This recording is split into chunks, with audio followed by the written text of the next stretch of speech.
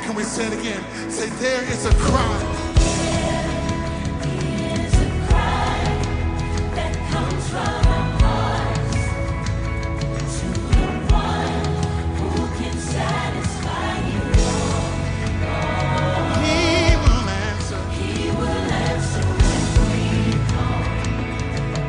Oh God, and we know there is a sound. It's released from the depths of our soul.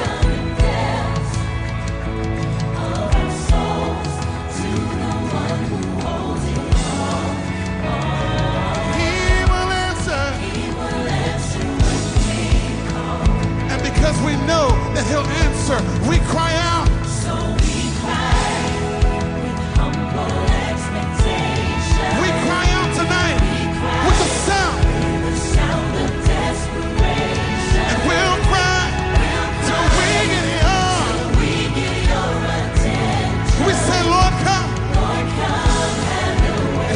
Your glory, we cry, yes Lord, with humble expectation, Lord we cry, with the sound of desperation, and like Brother Man, we'll cry, so we get it on, say Lord God have your way, show us your glory. Come on, would you open up your mouth in this room and begin to cry out to God who hears us and who answers and who responds to the cries of his people. Yes, Lord!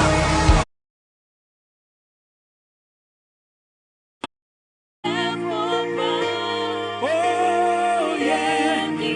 I'll sit down, I'll sit down.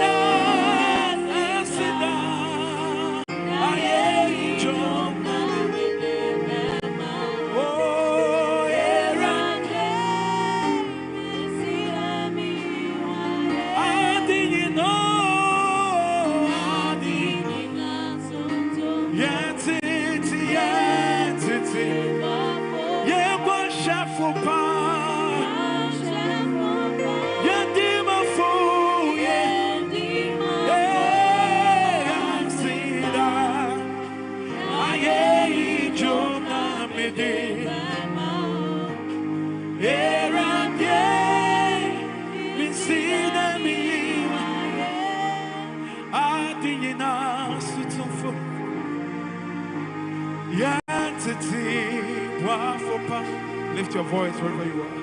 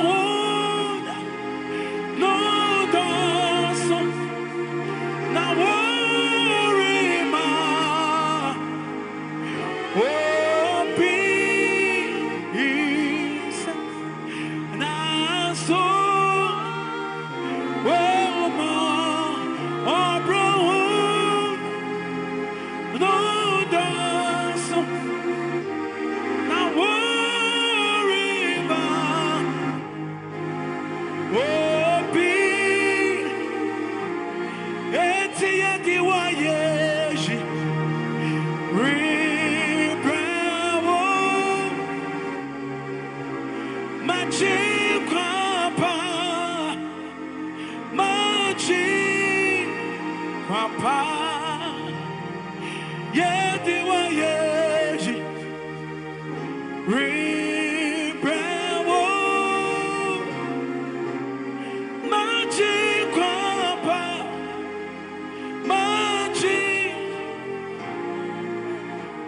Washa me fonso animi awamadiba achimi oh yeah diwaye rebrawo machikwapa machikwaya owamweni onim adienyina owo ama yiha otumia atinyi machikwaya owamweni onim adienyina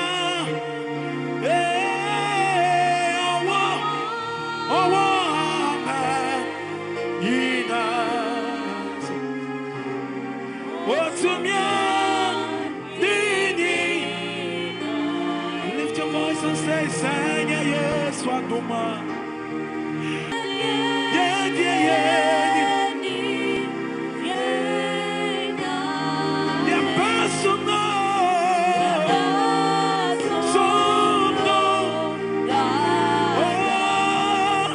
One friend will say,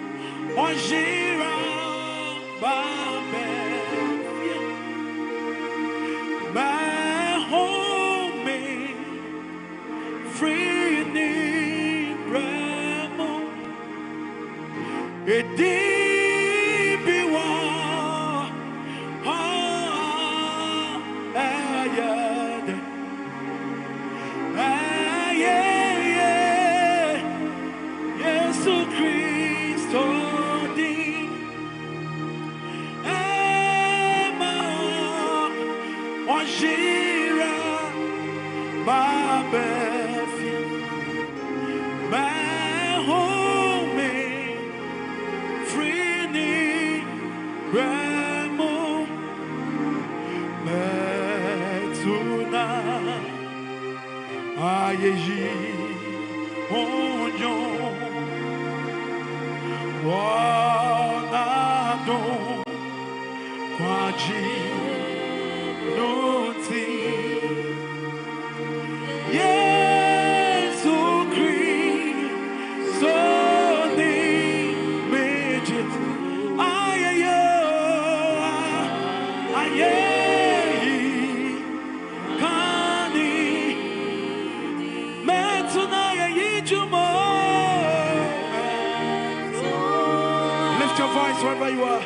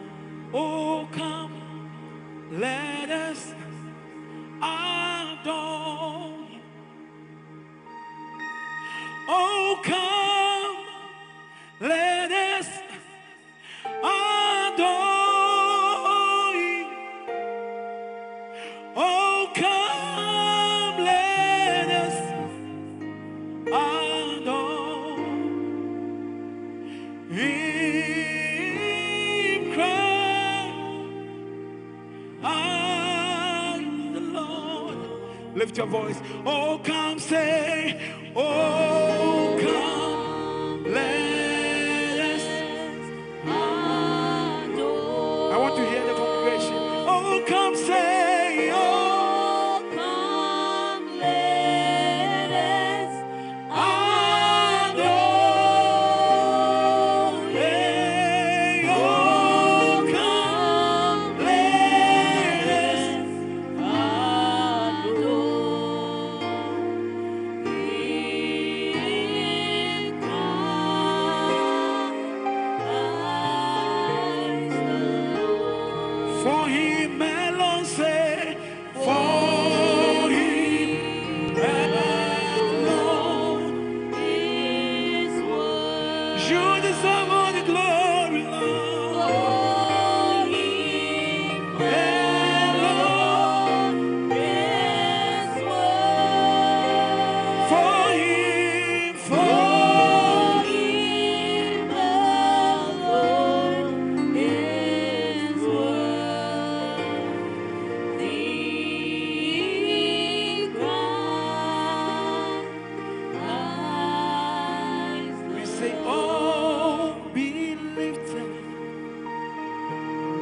above a lot of God, we lay our crowns and worship. Oh, believe to say, oh, above a lot of God, we lay our crowns and worship. Oh, glorious God, say, oh, glorious God, we praise your holy name. Praise your name. We lay our crown and worship you. Lift your hands and bless the Lord. Lift your voice and bless the Lord. Worship the name of the Lord. Love him and bless him.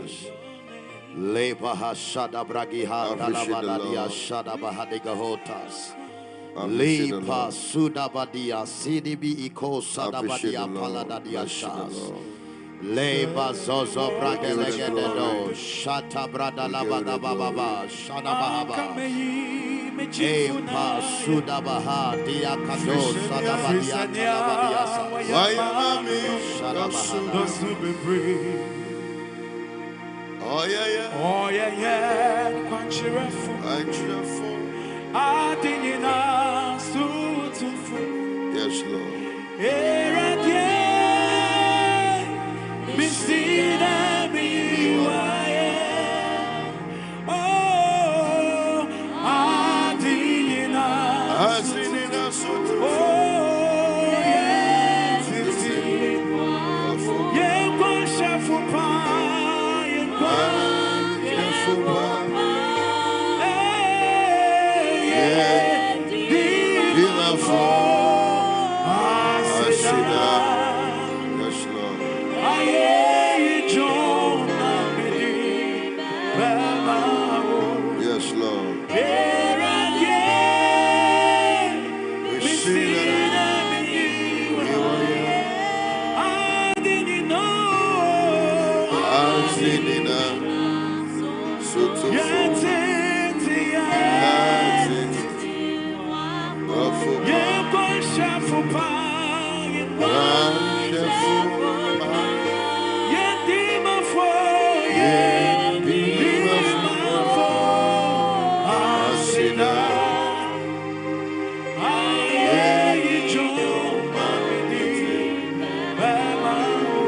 Yes, Lord. Yes, Lord.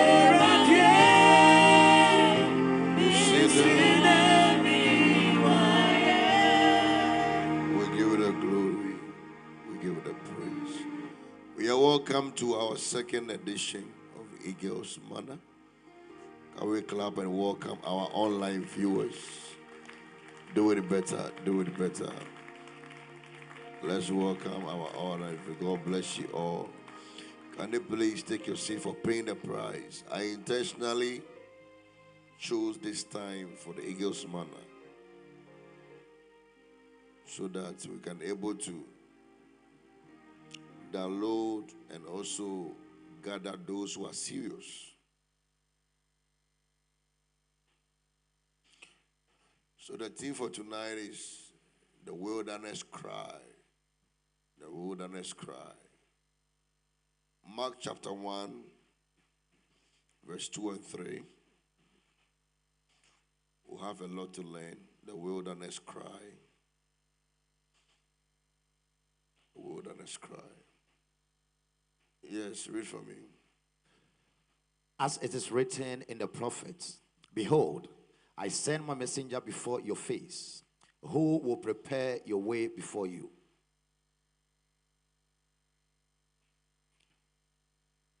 The voice of one crying in the wilderness, prepare the way of the Lord, make his path straight.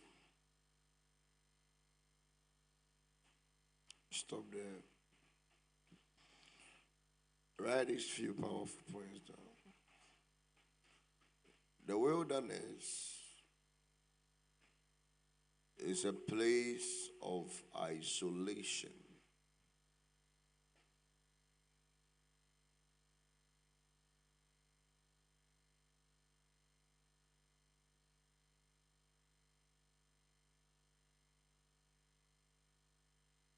Two, it's a place of training.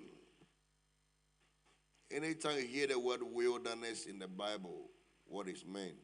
It's a place of isolation. It's a place of training. Three, it's a place of preparation. Four, it's a place of mastering loneliness. Mastering loneliness.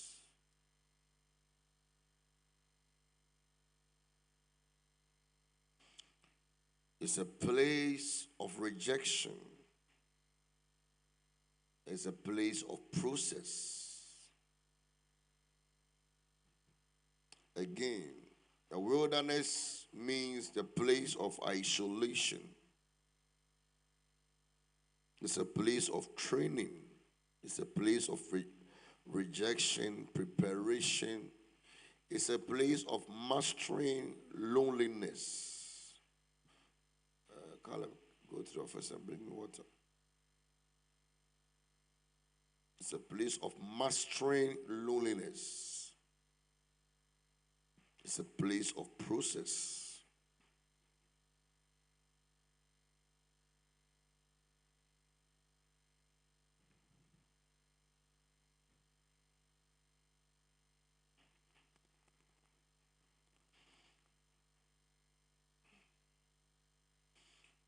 The wilderness is a school of the Spirit. Write it down. The wilderness is a school of the Spirit.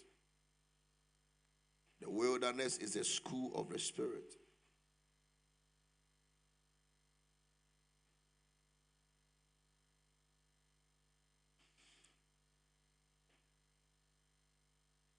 The wilderness is God's classroom.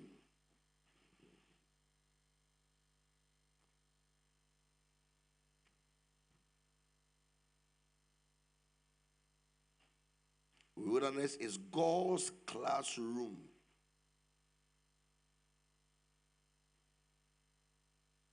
Where He molds your life to conform. I'll explain all. It's God's classroom where He molds your life, He breaks your life and molds your life to conform. So the wilderness is the school of the Spirit. It's also God's classroom where He molds your life to conform. And don't forget that until you conform, He can't confirm you. Until you conform, He can't confirm you. So the wilderness is God's school of the Spirit. It is God's classroom where He molds your life to conform. And until you conform, He cannot confirm you. Until you conform, He cannot confirm you.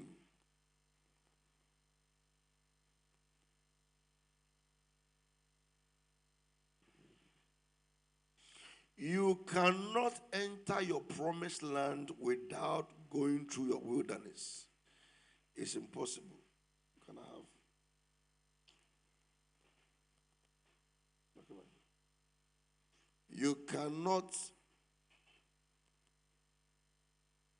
You cannot enter your promised land without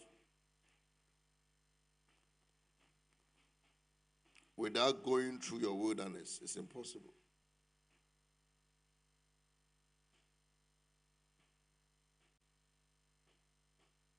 So, write it down. If you desire to arrive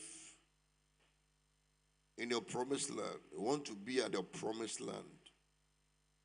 If you desire to arrive at your promised land, then you cannot ignore the wilderness.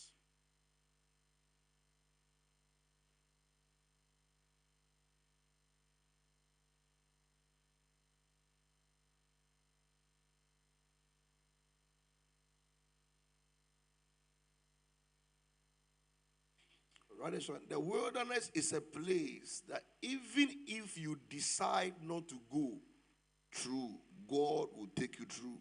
Write it down. The wilderness is a place that even if you decide that you will not go, God will take you to.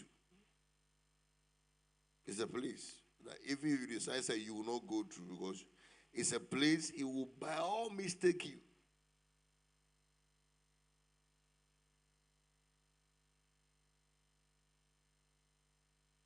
If you don't know where God is bringing you to, you may not understand what He is passing you through.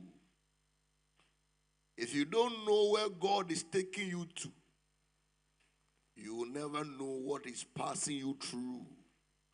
So sometimes what you are passing through, you don't understand because you don't know where God is taking you to. So because God is taking you somewhere, He will let you pass through your wilderness. Rather, so that the wilderness is not your place of adversity. It's your spiritual university. Wilderness is not your place of adversity or calamity. No, it's your place of spiritual university.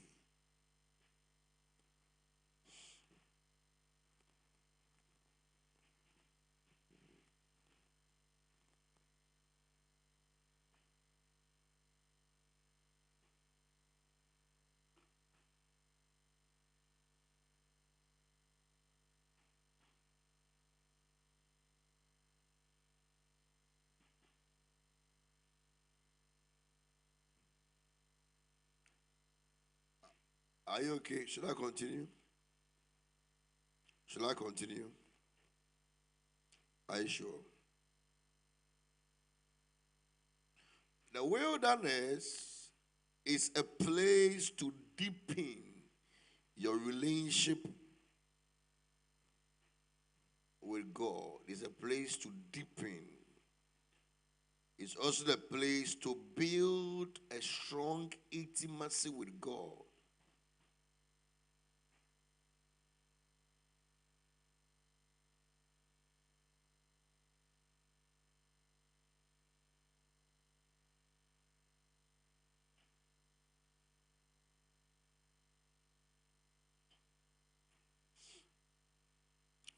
It will be very interesting soon. You are writing notes. Where to come to practical teachings.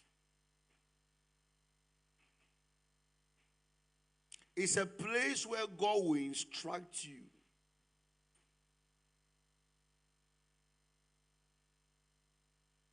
That's a wilderness.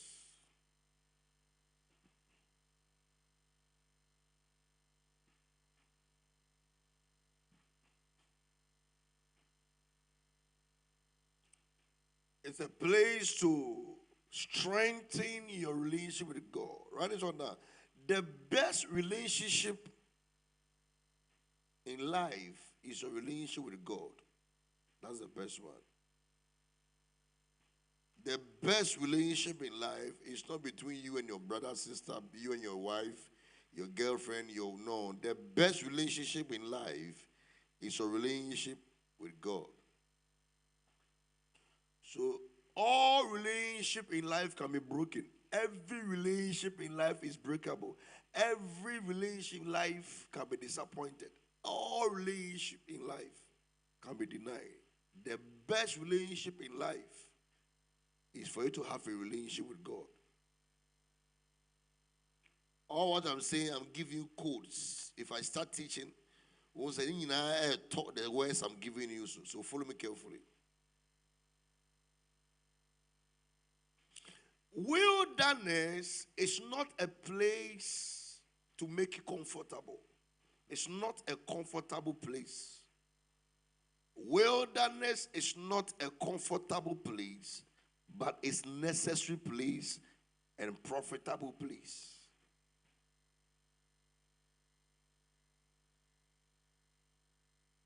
The wilderness is not a comfortable place, but it's a necessary place and it's also a profitable place. Because wilderness is a place where without people, isolation, training, it's a place of rejection. It's a place of loneliness. It's not comfortable, but it is necessary and profitable.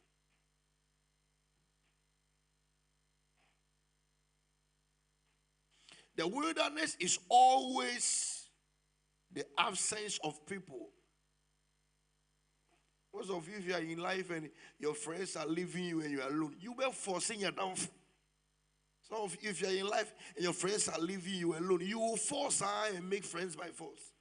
If God is sucking people away, it's a place called absence of people.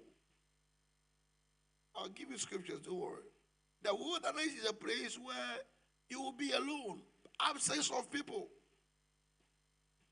But the presence of God is with you. You will be alone.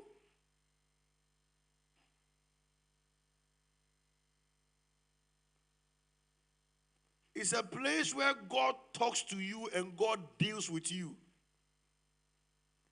Wilderness. It's God's classroom. It's God's classroom, His university.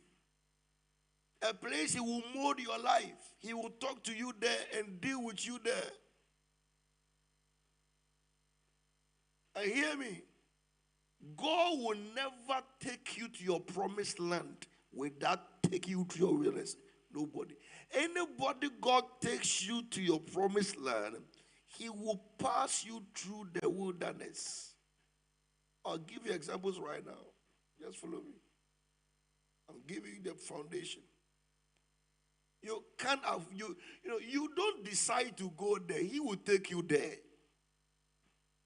It's a must. No wilderness, no promised land. The doorway, right there, the doorway and the gateway to your promised land is a wilderness.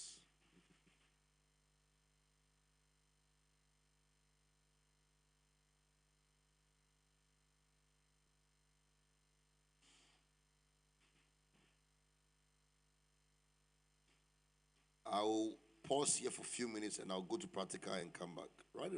The wilderness is a place where God transforms your talent to become skillful.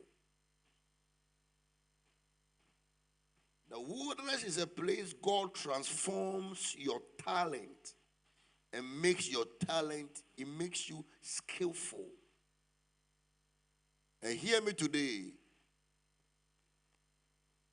Anybody who carries talent is ordinary. But those who are skillful are extraordinary. Don't forget. The wilderness is a place where your talent is transformed to be, you become skillful. Because talent is ordinary, but to be skillful is extraordinary. And hear me. Stop right there, hear me. A time is coming, and we are in those generations that the world is not seeking for those who are talented, but looking for those who are skillful.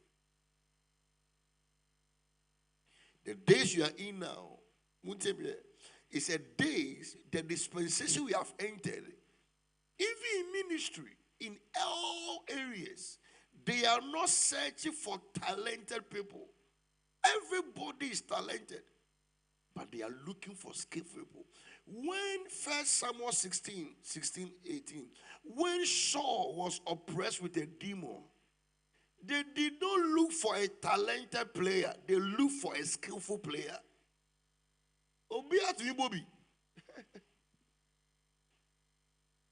Everybody can play the harp and the flute. They're all talented, but they were looking for, read for me. Then one of the servants answered and said, Look, I have seen a son of Jesse, I have seen a son of Jesse, the Bethlehemite, who is skillful in playing. Where was David when they found him? That was a place God developed him from being talented to become skillful.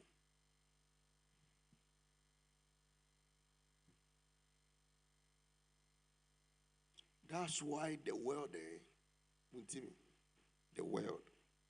few people are great.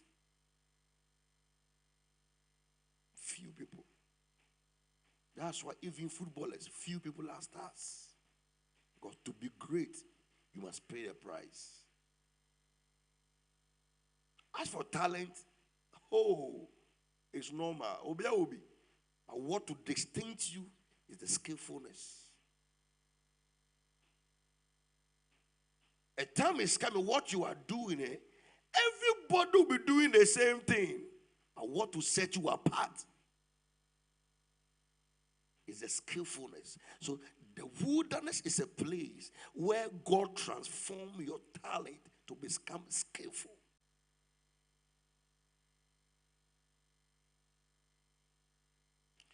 Anybody you see who is skillful has gone through training, has gone through the wilderness. I have found a man, a son of Jesse, who is skillful.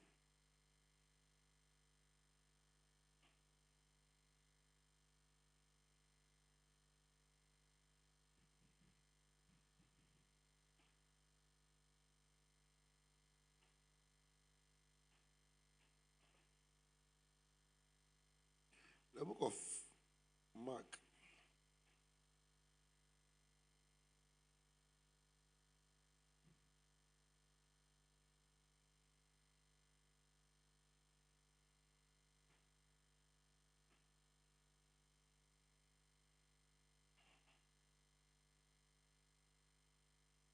Okay, look for.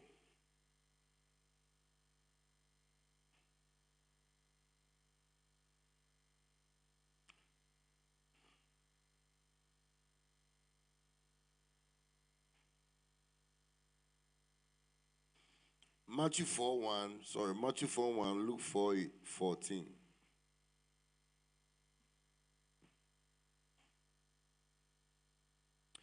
Then Jesus was led up by the Spirit into the wilderness. Stop there. Let's all read it. Go.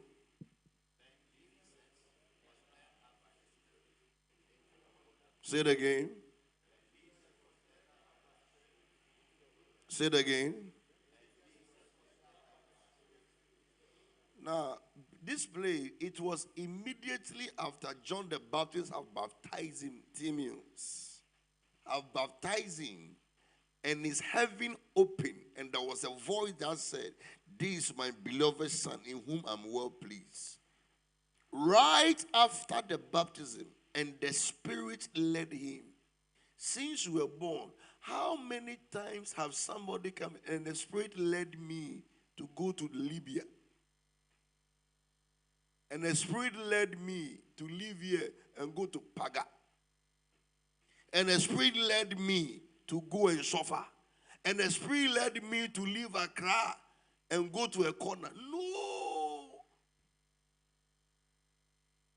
Everybody, and the Spirit led me to America. And the Spirit led me to there, to only good place. Nobody's, and the Spirit led me to a place of suffering. Hear me. And the Spirit led me to the wilderness. Which means it's a place where even if you don't want to go, the Spirit will lead you there.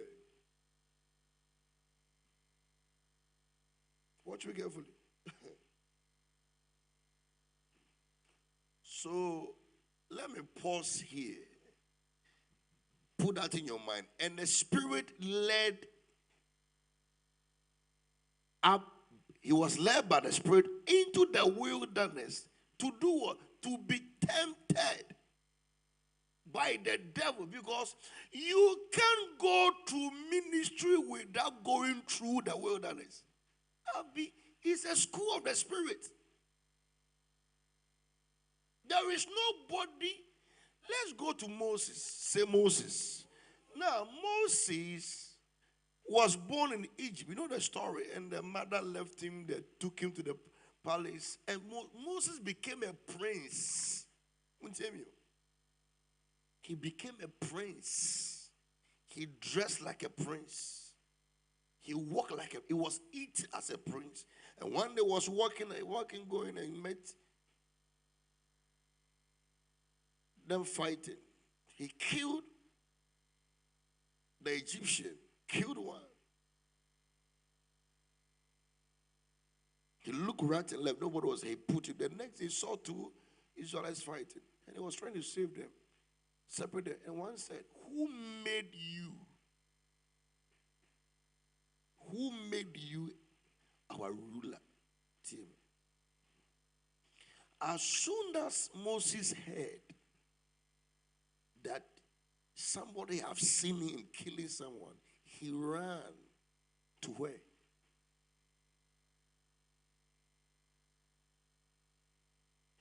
A prince was reduced from a prince to become a shepherd in the wilderness. Not for 4 months, for 40 days in the wilderness. That was a place God broke him, molded him. That was a place God dealt with him. That was a place God was removing. Wilderness is a place God removed all the chaff out of you. He spent 40 years in Egypt and spent another 40 years in the wilderness. Because God, before God release you to your generation, He must handle you in the wilderness.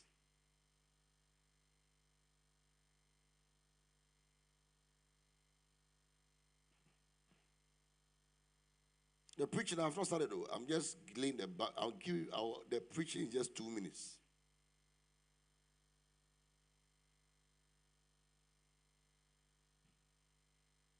So Moses was in the wilderness. He was alone. Nobody was there. Lonely, isolated, rejected. He was alone. Write it down. Until you master loneliness, you are not ready to face life. The wilderness is a place God makes you wild, to be wild in your generation. That's a place He will train you. If life is tough, you must be rough to handle the tough time. He will raise you to become tough and rough in the wilderness.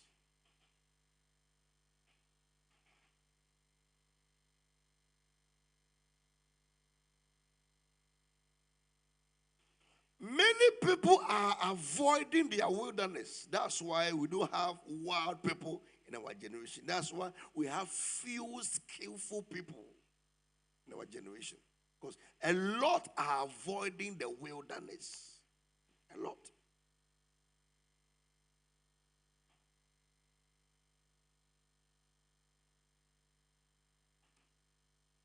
Wilderness is a place of making. The kingdom, right? The kingdom is a making kingdom, not a giving kingdom.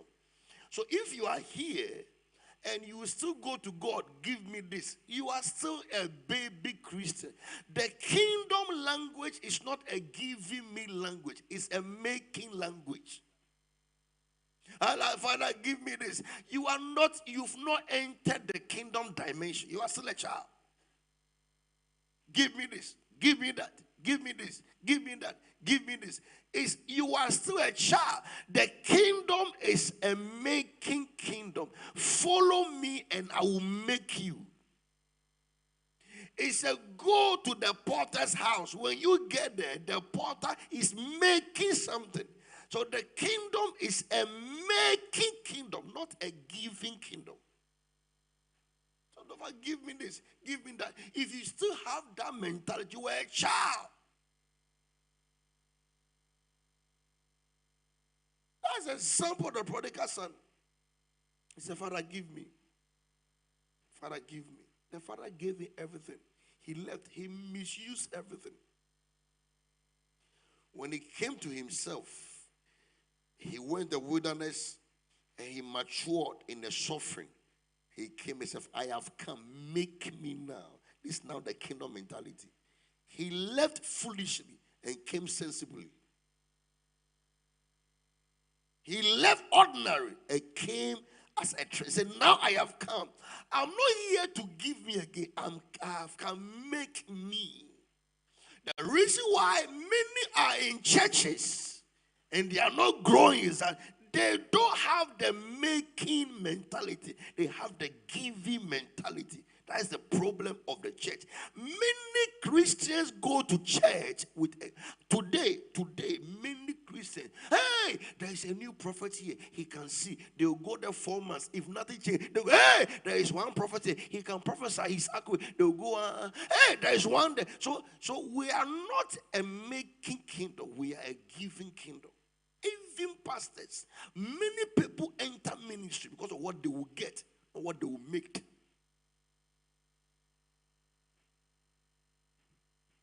So many are even behind the pulpit who have not been molded or made behind in the wilderness. So they are in the church because what they will get, not what to become. So the wilderness is a making place. Your journey of destiny, write it down. Your journey of destiny and your journey of purpose begins in the wilderness. How shall I say it?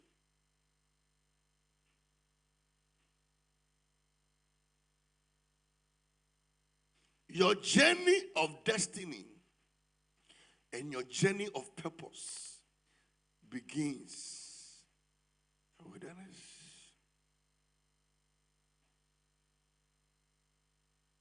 Anybody who have not been there, heaven cannot trust you.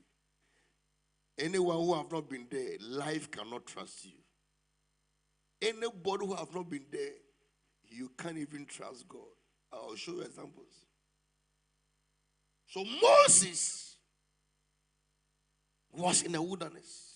It's a place he will train you how to hear his voice.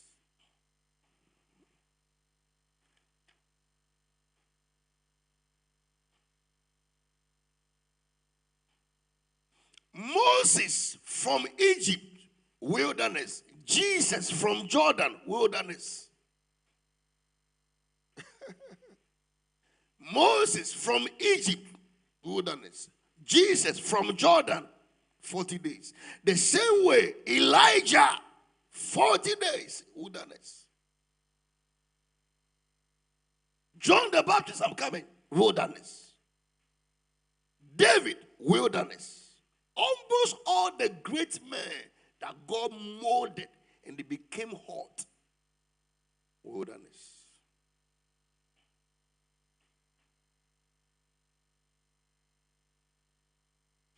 Let me say this.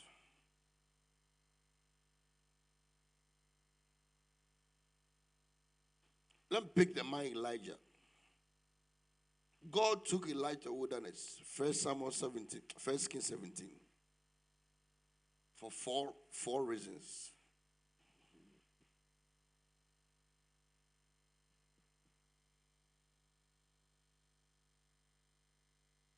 So you can write Elijah in the wilderness.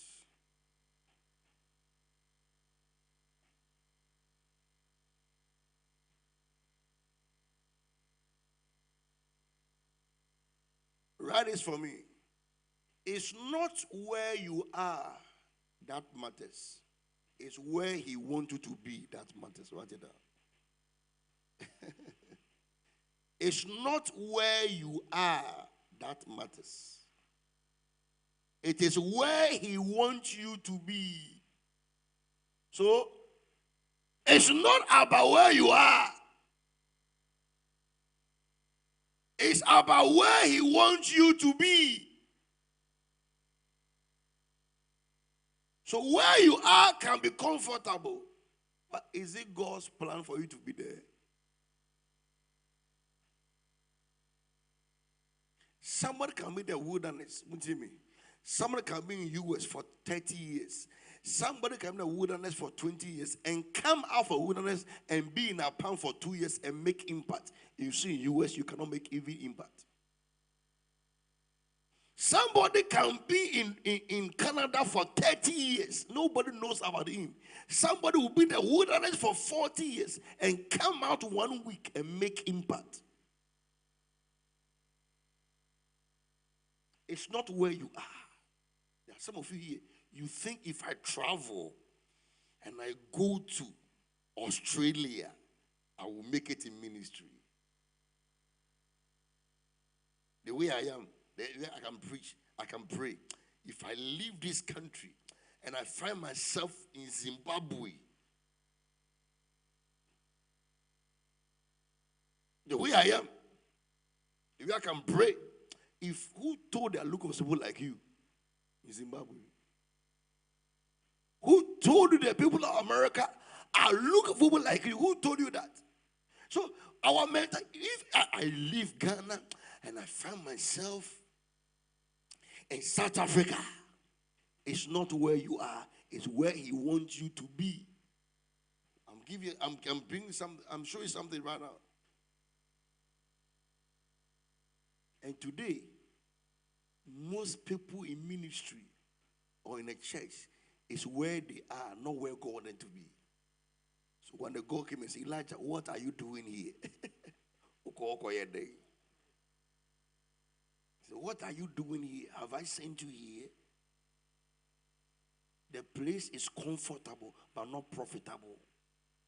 The place is comfortable but not necessary. The place is comfortable but I'm not there. I have not sent you there. God's resource and God's supply will always come and meet you where He appointed you. If God has appointed to be in Kaswa and you are in Dubai, He will always be at Kaswa. Once you are in Dubai, He will come because He will send the angel to Kaswa, not Dubai. The wilderness.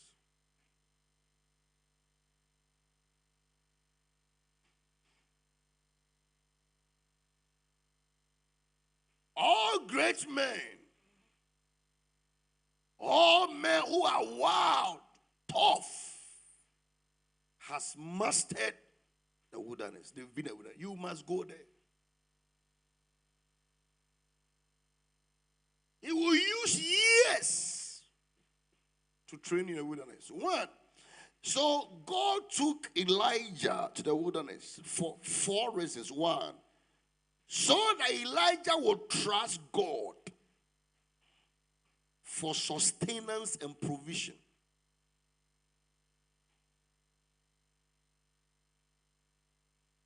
Mr. Nie, whatever I need, I look up to God, no man. Whatever I need in ministry, I don't trust man for it. I trust God. Because I have been to a place where no people were there to help, but they couldn't. So in the wilderness, he showed me how to trust Him. Those who trust Him cannot rust.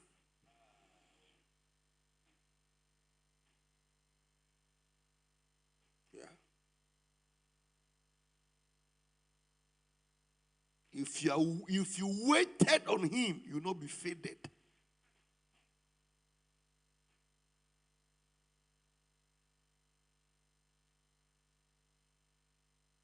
And if you wait on Him, you will not be wasted.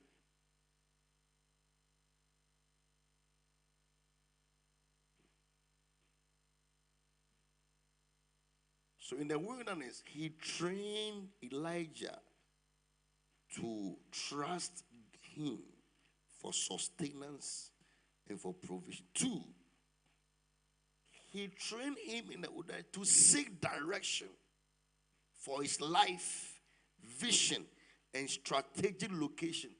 Do you know why you are confused? People come to me. I'm counseling, man of God, Papa, why should I start my church? I'm not afraid of one country, I'm not main country. I'm not afraid of Koya, so you know. On trail where you must start, me country. You've not finished your school. You don't go to a prophet to ask where should you start your church. It's a foolish question. I'm not afraid, no. I'm not so afraid, no. He has not shown you where you start your church. Which means you have not mastered your school. Because the wilderness is a place you get everything. You hear the voice. It's a place of encounter. Moses encountered God in the wilderness. Fire.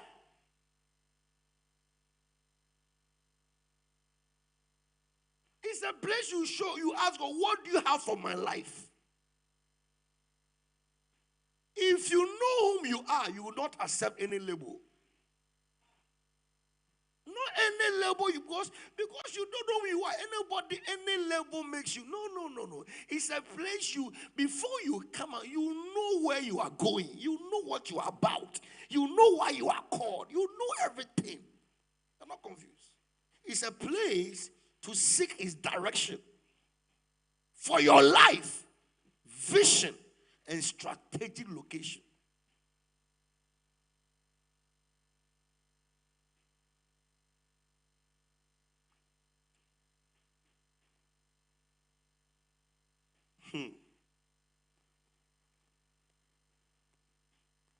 Three, it's a place He trained Elijah for more strength for the journey. The journey you are in, the strength you need for the journey, you gain the strength at the wilderness. The reason why Moses could face anybody is that he has faced God at the wilderness. The reason why David could see Goliath and he said, I will kill him, is that he has mastered God. He had mastered the wilderness.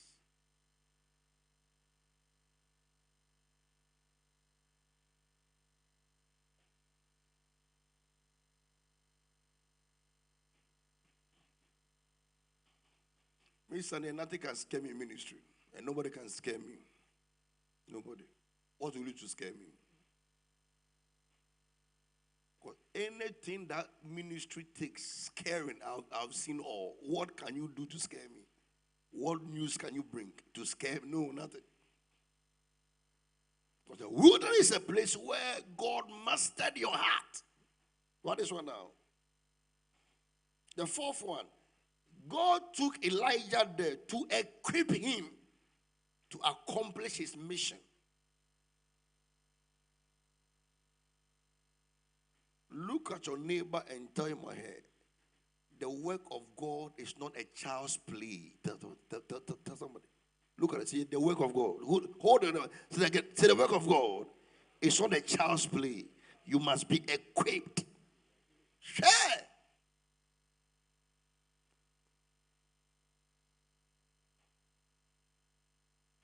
Because if you're not equipped, if you're not strengthened, you can't strengthen anybody. If you're a weak person, you can't strengthen. This work.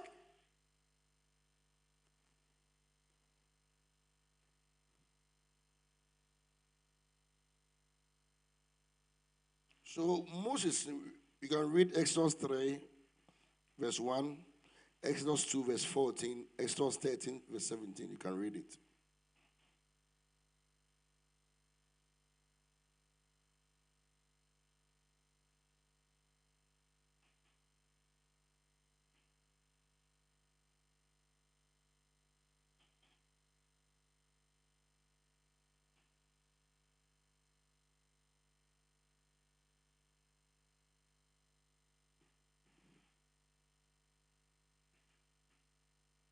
The wilderness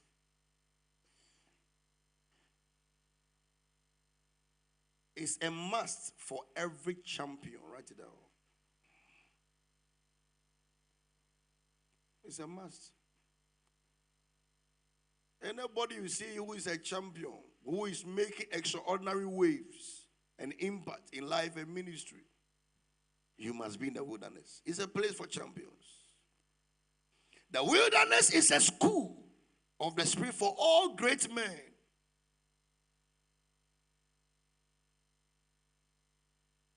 So if you're going through things now, nobody knows you, nobody hears about you, you are preaching, no camera is on you, nobody's taking your pictures, please keep on doing it.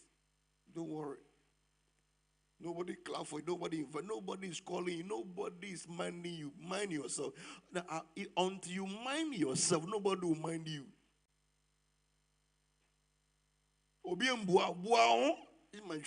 If nobody is minding you, mind yourself.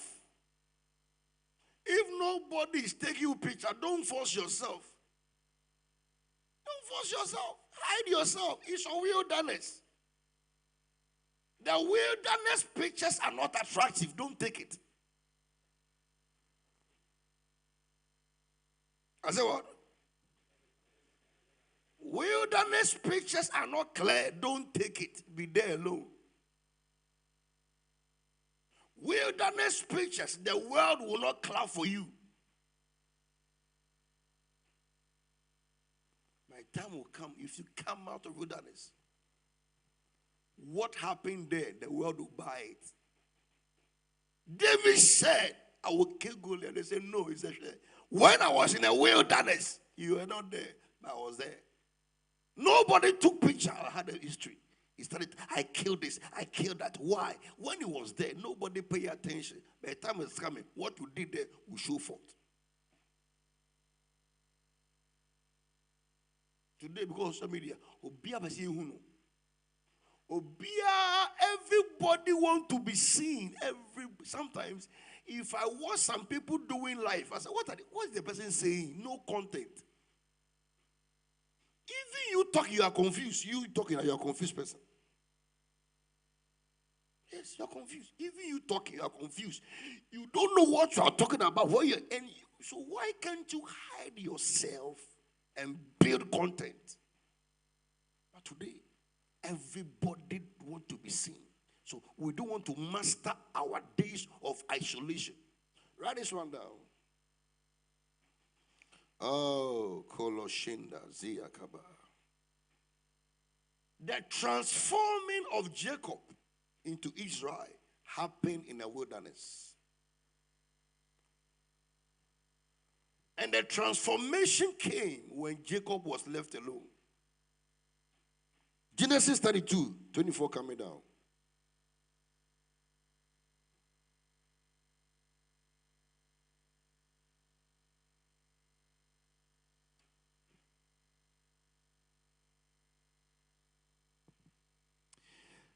Then Jacob was left alone. Have you seen? And Jacob was left alone. Since he left his father's house, he has been with people. But until he got to a realm, he was left alone.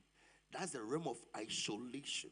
Now, the wilderness is a place of isolation, a place of consecration, a place of separation. And we have two levels of separation. One, separation from the world, and two, separation unto God. Yeah? Come. Like, he's no more in the world. We jai sanum, we jai smoking, we jai clubbing. He has stopped all foolish things. He's now in the church. He has separated himself from the church. He's in the church. But he always in the church. He cleaned the church, played the drums, washed the place. He's working for God, but he doesn't pray, doesn't read the Bible. He doesn't fast. He's separated from the world, but not to God. So he's working for God, but God doesn't know him. So such a person, if I give you a microphone, he will shout and shout and shout. No testimony. No power. He will sweat and show, hey, this guy, he's preaching. He's separated from the world, but not to God. He's working for God, but God doesn't know him because he doesn't pray, he doesn't fast, he doesn't do anything with God. So he's busy. That's the problem of the church today. Hey, look at this lady. She always comes to church. And so what? She always sings. And so what? It's separation from the world. But I got the consecration, separation to God. So you can be busy doing the work of God. That's why I tell every man of God that if you're a man of God, don't be in a hurry to preach. Be in a hurry to prepare with God. Hear me? Anytime God calls a man, God's assignment is not the church. You are God's assignment. Not the church. Because if God can correct you, mold you, and become powerful, so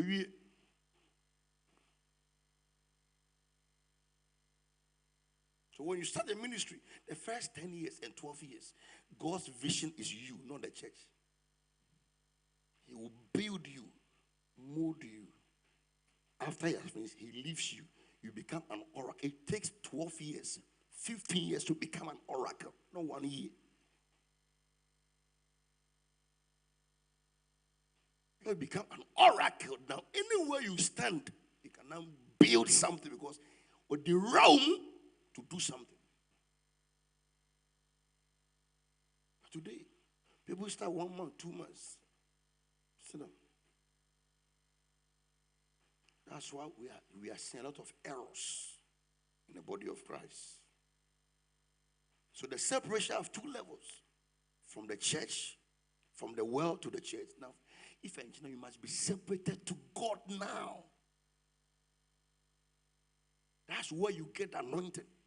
That's why God is like many women or many men, they want a man for themselves. Nobody will talk to him. They want attention for themselves. God, if God wants to use you to become somebody in the kingdom, he will take you to the wilderness and take all the attention.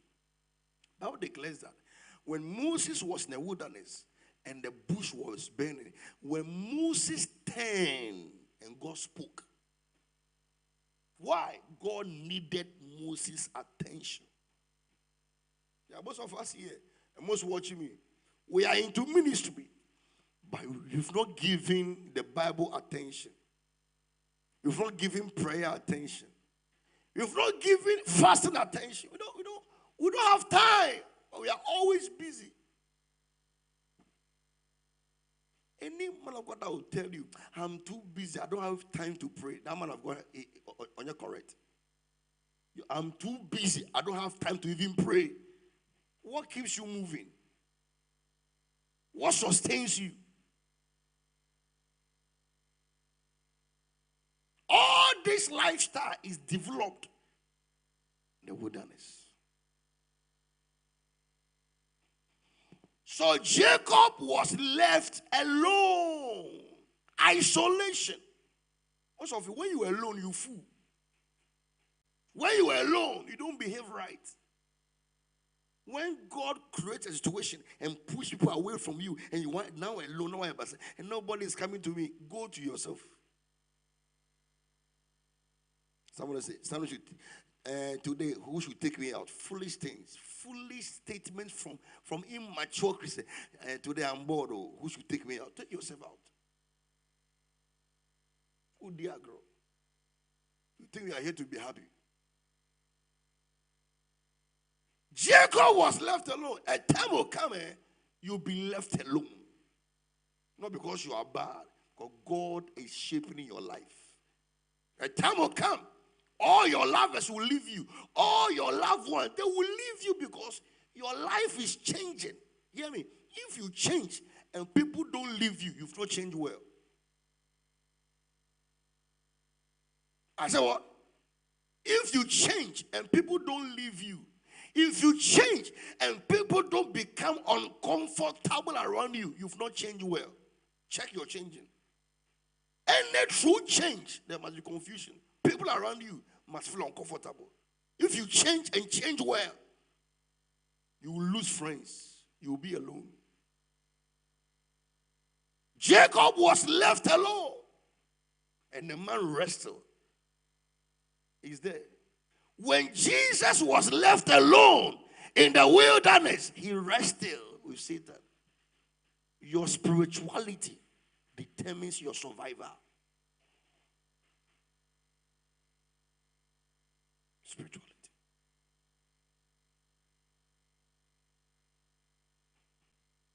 Yeah, sorry. So alcohol and do now you're spiritual. You'll be okay shower line. I'm not shower. I was shocked. Was it? If you go to US, Miami, Chicago, go to New York, you stand at Times Square, Manhattan, and see the beauty. You're not spiritual. You can't survive. You can't survive. You can't survive. I bet shock you say. I want doing sa. Also, okay, we crap on I want doing sa. Was why you say blog no. Bible on Bible, you cannot hold the Bible for even 6 months. To shock you.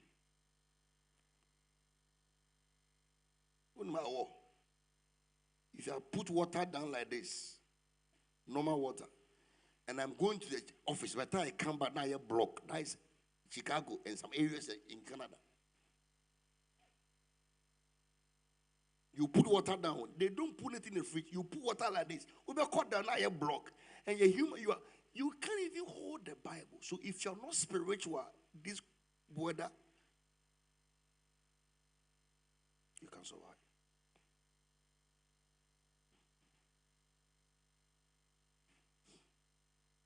Even Ghana with all the hot weather, you can pray and fast.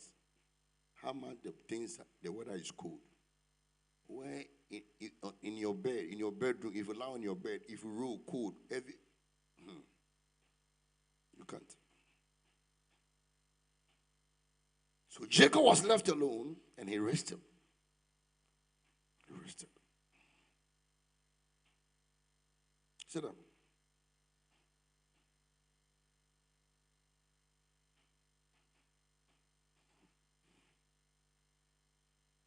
The Israelites left Egypt.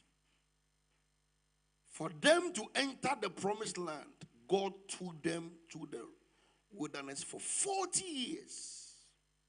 Read for me. Joshua 5:6. Exodus 62 and 3.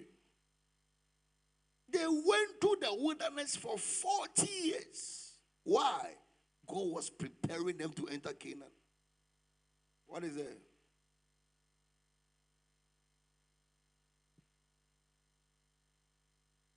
The scripture. Joshua 5:6. For the children of Israel walked 40 years in the wilderness. So all the people who were men of war, who came out of Egypt, were consumed, because they did not obey the voice of the Lord, to whom the Lord swore that he would not show them the land which the Lord had sworn to their fathers that he would give us, a land flowing with milk and honey. Run this one down, please. 5 major giants in the Bible that survived the wilderness. 1, David.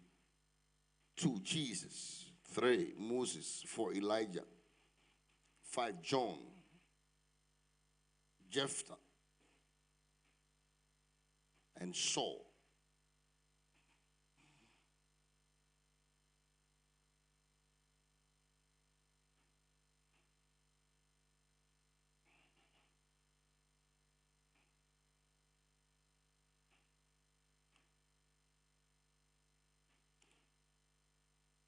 Write 4 things, 4 reasons why you go to the wilderness. Deuteronomy chapter 8, 4 reasons. 4 reasons why God will allow you to go to the wilderness. My teaching starts from here. Please read for me. Every commandment which I command you today, you must be careful to observe, that you may live and multiply. And go in and possess the land of which the Lord swore to your fathers. Verse number 2. And you shall remember that the Lord your God led you all the way these 40 years in the wilderness. In the wilderness, you don't lead yourself. God leads you. Write it down. In the wilderness, you don't lead yourself. God leads you. Yes. And Jesus was led into the wilderness. He was led.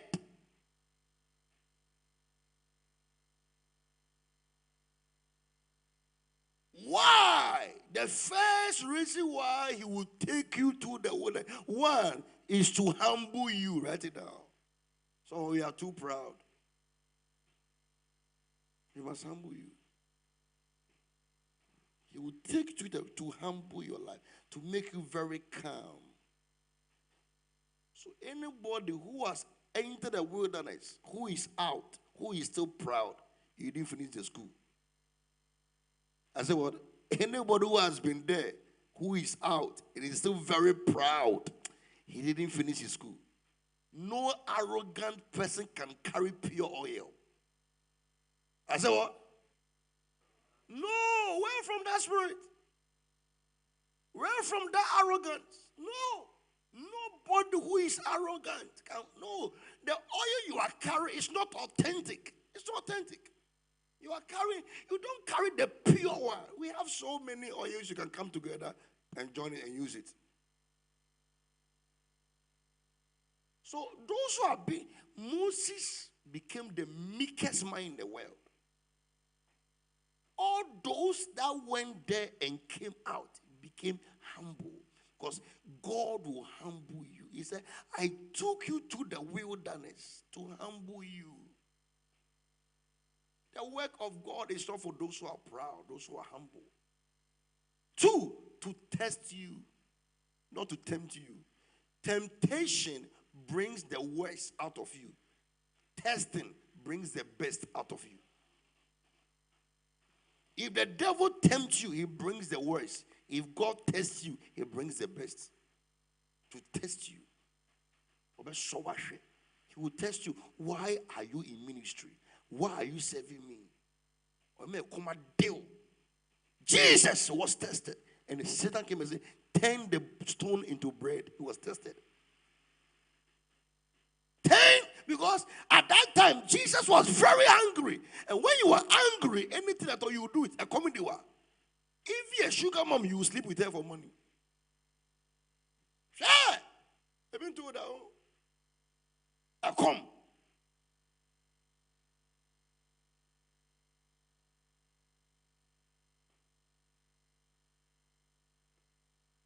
Sometimes I've been told, oh, how can they tell me to turn stone into bread?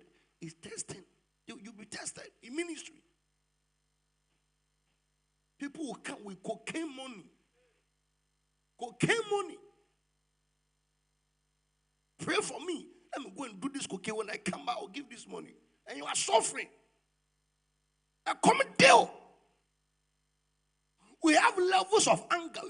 Most of it, there were different levels. He said, I will test you. That's the place I will test you. I will test you.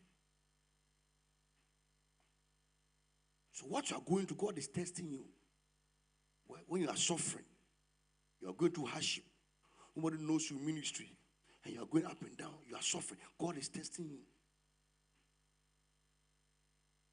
People rob people at the forest and even the church. Go to the forest. You see how robbers pastors.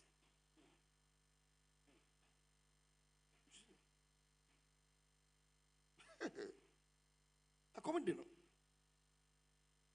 I bet you I buy a rate. I am catching it. I am catching it. O piscaji. Are you here today? Huh? God is testing you.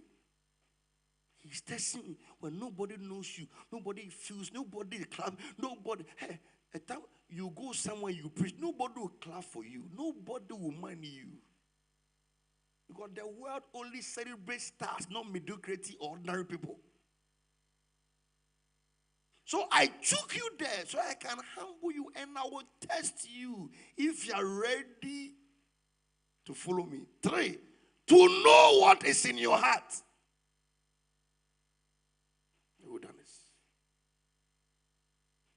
Because if it's not in your heart, it can't be in your hands.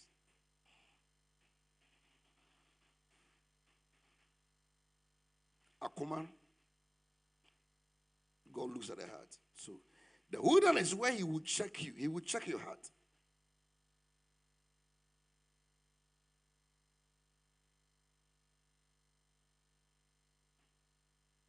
Most people are doing ministry and they are suffering. They have a good face but bad heart. You see them nice with their nice face walking. Mama kumanye. I'm telling you. Ako atua. Iga atiza. Za. Akomane nye. The heart is no good. One day I was reading the Bible. I read, and I got to the place, and the Bible declares, man look at the outward appearance, and God looks at the heart. And I paused, and I watched carefully. I said, wow. So nipa thing, and God looks at the heart. So if you deal with man, work on the outside. If you deal with God, work on the inside.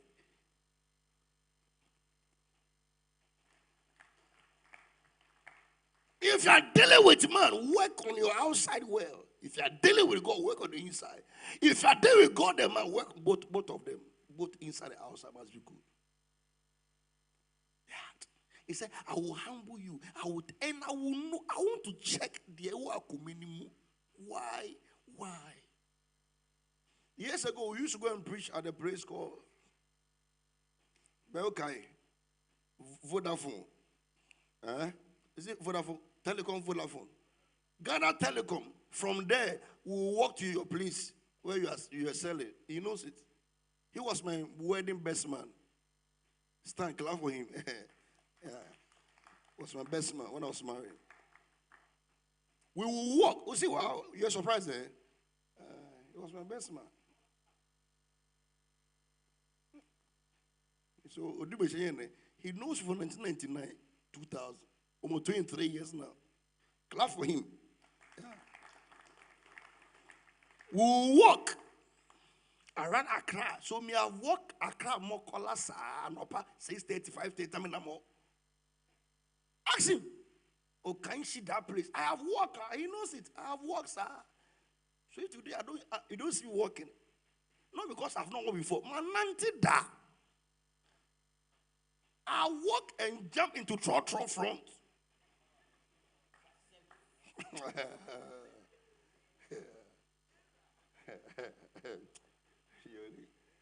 First, if I'm going to preach, I will sit in trotro. Sit in front and go and preach and come back. Trotro invitation.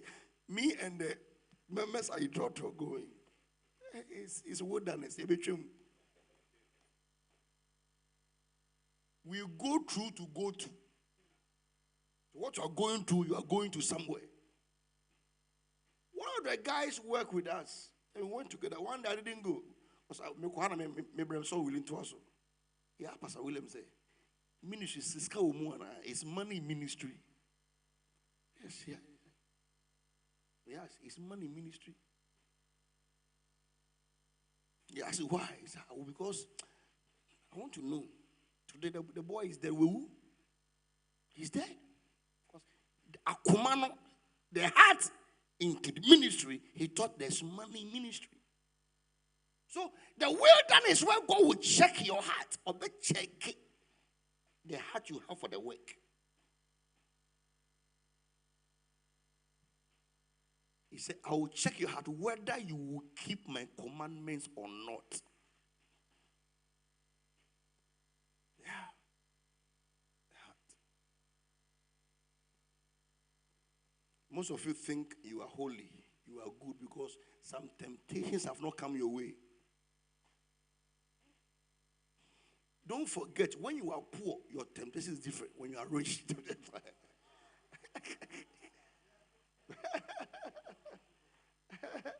I'm speaking for experience, yes. When you are poor, your temptation is different. When money comes to your temptation is different. If the money in your pocket is Indomie, you will not taste for check. I mean, I'm telling you.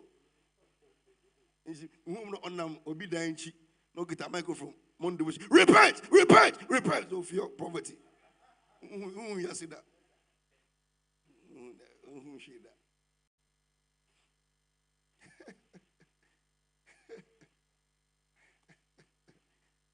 One man of God I met, and he has a private jet now. He's in Nigeria.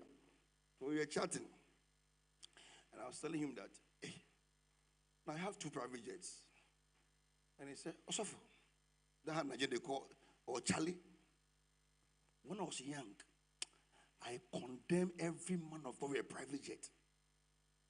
And he said, Prophet, when you grow, your language will change.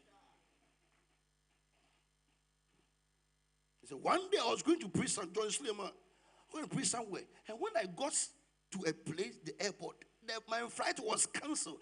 I moved to a different airport. My flight was cancelled. People were waiting for me. I couldn't. And I realized I need a private jet. Hear me.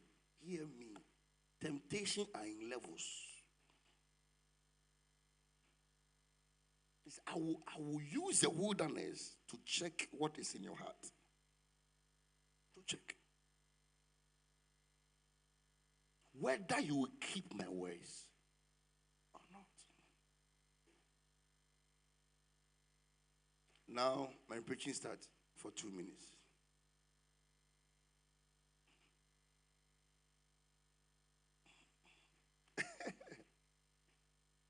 My preaching is for 2 minutes. Now, in the wilderness, what must you do? In the wilderness, we cry.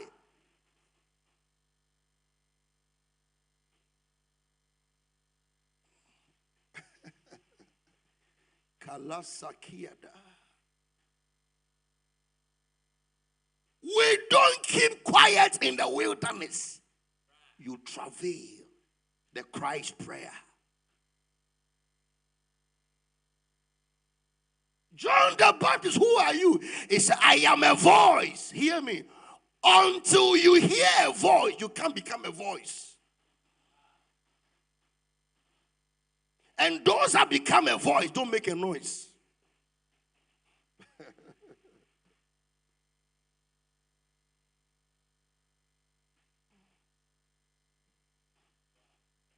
Jesus was led by the Spirit to the wilderness. He fasted and prayed. I have heard your cry in the wilderness. You cry. Cry for your life. Cry for your future. Cry for your generation. Cry for your assignment. Cry for your potential. Cry. Why? It is the cry that will prepare your future. I am the voice in the wilderness. Cry, preparing the way of the Lord. Until you cry, you can't prepare your generation. Cry.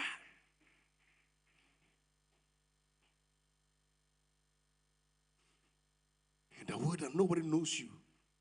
Today I told somebody, I told one of my daughters, I said, a few years ago, I fasted 6 months every day, Monday to Wednesday. And for 6 months. Patumata.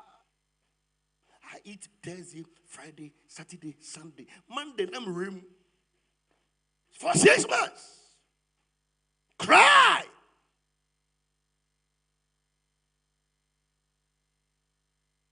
Now, if I'm doing my personal fasting, I don't fast 6 to 6. Bio. Unless the whole church, my personal fast be a dry or from morning to I do 24 hours. I've stopped 6 to 6 long time. Cry. 6 to 6 is not a whole day, it's a half day. I'm not a Muslim that I do Ramadan.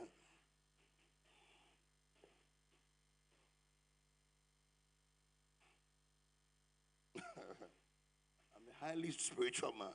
I don't do half day, I do full day. In the wilderness, you cry.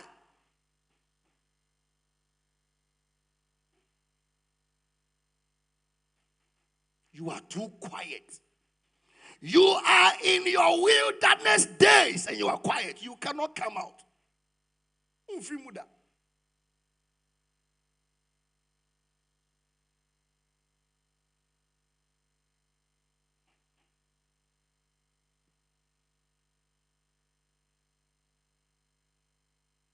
Genesis 21, verse 14 coming down. Balataya. Cry. Cry.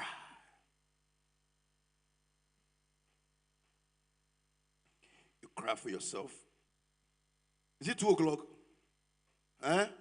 It's not true. Huh? It's 2. It's not. Now go for you.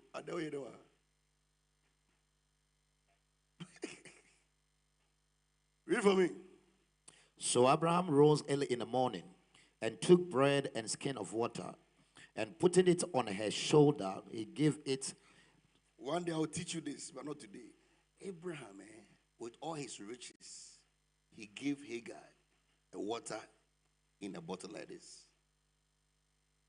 Abraham, he was a rich man. He gave Hagar and Ishmael water like this. That skin of water, like a bottle of water, and put on her shoulder.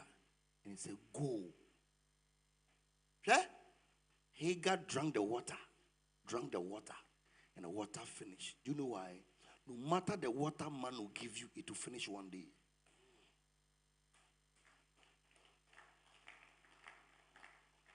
I said what? No matter the water man will give you, no matter the supply of a man, one day it will finish. When Elijah sat at the brook, answer.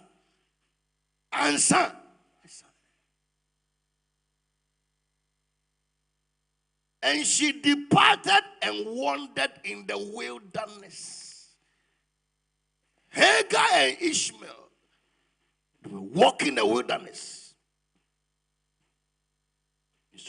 What happened? Verse 15. And the water in the skin was used up. Used up. Most of you scan asa, account nasa. The money give you asa. What the asa? The piano will dig asa. It will finish. The man will finish. It will finish. What happened? And she placed the boy under one of the straws. So she put the boy somewhere, and she sat somewhere. And what happened? Then she went and sat down across from him at a distance about a bow shot. For she said to herself, let me not see the death of the boy. So she sat opposite him and lifted her voice and wept. And wept. And what happened? See what happened. And God heard the voice of the lad. In the wilderness, the two of them cried, but God heard one voice.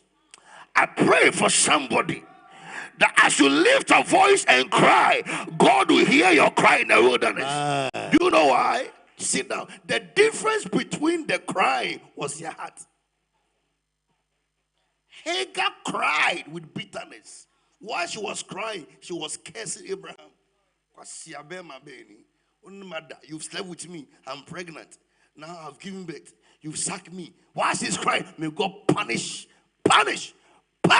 every girl who has slept with a man, and the man you've given birth, and the man has maltreated, we insult the man. I'm telling you. But when Ishmael cried in the wilderness, he had a clean heart. If you want to come out of a wilderness, work on your heart to be clean in prayer. When the angel came, he said, I have heard the cry, two cry, but he heard one.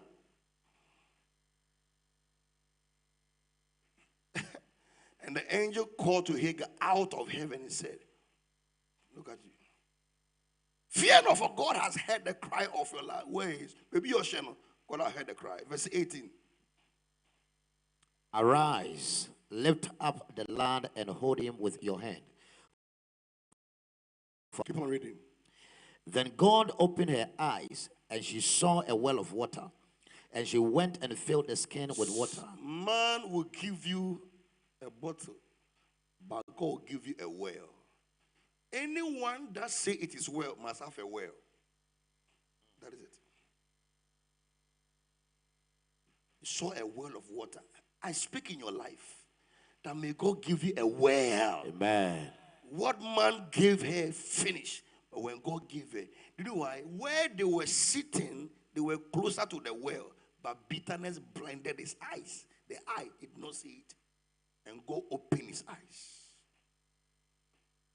Do you know why Saul became a voice? On his way to Damascus, he heard a voice. He said, when I heard the voice, the people around me heard the noise, but they did not hear the voice. I am the only man that heard the voice. And because Saul heard the voice, he became a voice in his generation. May you hear a voice in your wilderness. Amen. Rise on your feet.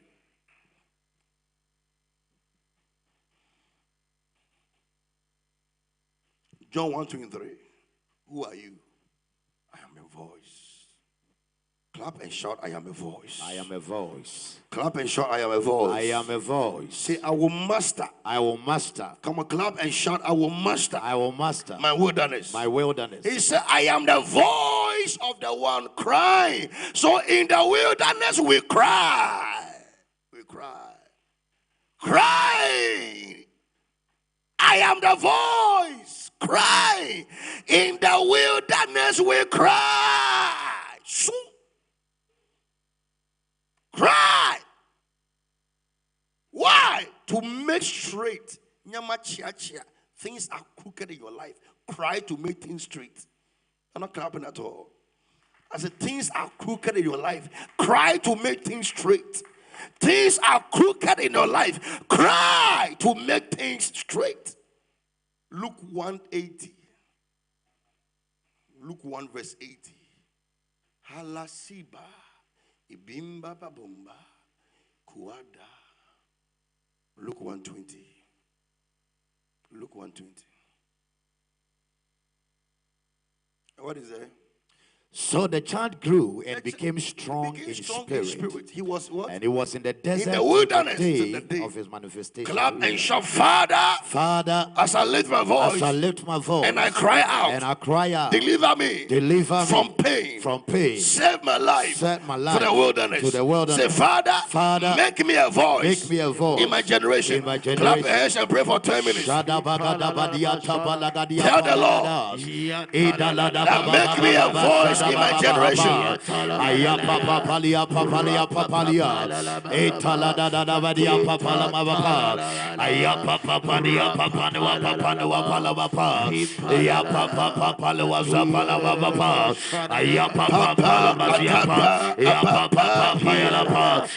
Make me a voice. Make me a voice. Make me a voice. Make me a voice. Make me a voice. Make me a voice. Clap, tell the Lord and make me a voice. Shakadababa. Shakababa. Shakababa. Shakababa. Adikulu Shababa. Make me a voice. Make me a voice. Make me a voice in my generation. Appear to us. Appear to us. Ababa. Adibala. Yatolobo Shakalababa. Make me a voice. Make me a voice. Make me a voice. Make me a voice. Make me a voice. Make me a voice. Make me a voice in my generation. Lasiaka Ikentalimiampa Apumpalububa. Make me a voice. Make me a voice. Make me a voice. Make me a voice. Make me a voice. Make me a voice. Are you clapping and praying? Are you clapping and praying? Are you clapping and praying? Tell the Lord, make me a voice. Make me a voice. Make me a voice. Make me a voice. Make me a voice. Make me a voice. Make me a voice. Apa topa. Apa papua. Make me a voice. Make me a voice. Make me a voice. Make me a voice. Make me a voice. Make me a voice. Make me a voice. Make me a voice. A voice in my generation. Are you clapping and praying? Shakadabaya. Shakadayaba. Shakadayaba. Shakabayaba. Shakabayaba. Shakabayaba. Shakabayaba. Shakabayaba. Adilibaba. Adilibaba. Adilibaba. Adilibaba. Adilibaba. Adilibaba. Adilibaba. Adilibaba. Adilibaba. Adilibaba. Make me a voice. Make me a voice. Make me a voice. Make me a voice. Make me a voice. Make me a voice. Make me a voice. Make me a voice. A voice in my generation. Likabayaba. As I cry, strengthen any crooked path. Let the crooked path be strengthened. Strengthen any crooked path. Let every crooked path be strengthened. Strengthen my life. Strengthen. Let every crooked path be strengthened. Shakabayaba. Adilibaba. Apuata. Paya.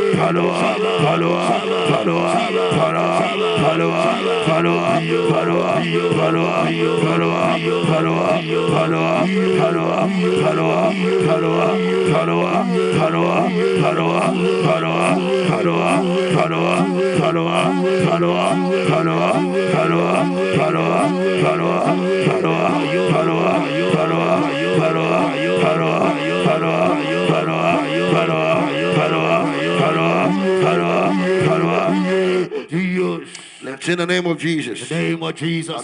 I declare by authority, I will become a voice in my generation. By authority, I declare I will become a voice in my generation. In Jesus' name. Give it a clap offering. Saturday morning we'll be here for a special anointing service for the month of April. I have seen something during the Easter period. We're going to pray and terminate it. And today also, our son Emmanuel will be having his maiden album. Let's come and support him. God bless. Can we share the grace together?